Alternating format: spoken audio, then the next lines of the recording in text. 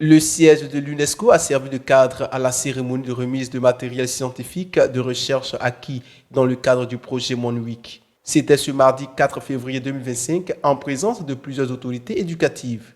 Ce projet, initié par l'UNESCO, vise à améliorer les connaissances scientifiques sur l'environnement spatial. Jean Bosco, chef adjoint, représentant du bureau UNESCO en Côte d'Ivoire, a adressé ses félicitations au ministre de l'Enseignement supérieur et de la Recherche scientifique et au ministre des Transports pour l'ensemble des efforts déployés. Au regard de tous ces efforts qui ont été déployés en Côte d'Ivoire et avec le soutien de l'UNESCO, de l'Union européenne, de l'Agence spatiale européenne et aussi du Centre aérospatial ALOMA, nous avons ensemble pu acquérir ce matériel qui est devant nous aujourd'hui et qui sera installé ici en Côte d'Ivoire. Hassan Kobea, directeur du cabinet du ministre de l'Enseignement supérieur et de la Recherche scientifique, a au nom du ministre exprimé sa détermination et son soutien à accompagner ce programme.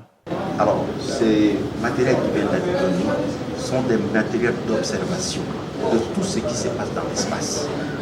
Depuis la haute atmosphère jusqu'à la basse atmosphère, parce que tout est interconnecté. Les processus qui s'y passent, si vous voulez voir clair, il faut que vous ayez une capacité d'observation, à l'effet d'interpréter et s'approprier les résultats pour qu'on ait nous aussi la maîtrise de l'espace, pour que demain, nos compagnies aériennes puissent travailler dans l'assurance, pour que nos chercheurs puissent faire des publications à l'effet de pouvoir utiliser l'espace dans sa plénitude pour notre développement.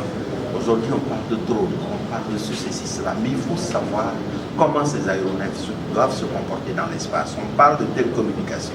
Le représentant du DG de la Sodexam a rappelé que cette coopération fait l'objet de plusieurs projets de recherche à travers le monde.